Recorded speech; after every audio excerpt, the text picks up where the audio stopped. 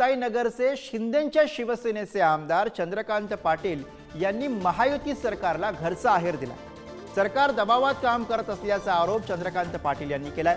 एकनाथ खडसे कुटुंबियांविरोधातील अवैध गौण खनिज प्रकरणातील कारवाईला स्थगिती देण्यात आलेली आहे। 137 कोटी रुपयांच्या कारवाईला स्थगिती मिळाल्यामुळे मालमत्तेवरील बोज नियमबाह्य पद्धतीने कमी केल्याचा आरोप चंद्रकांत पाटील यांनी केला।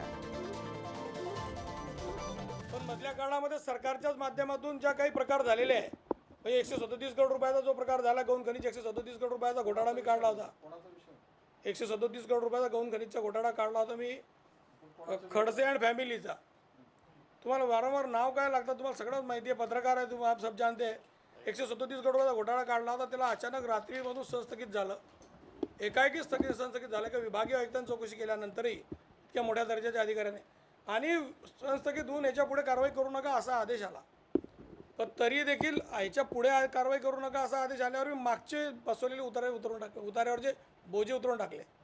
एका डेप्टी कलेक्टर सारख्या अधिकाऱ्याने म्हणजे SDM ने ते बोजे उतरवून टाकले, नियमबाह्य पद्धती बोजे उतरले।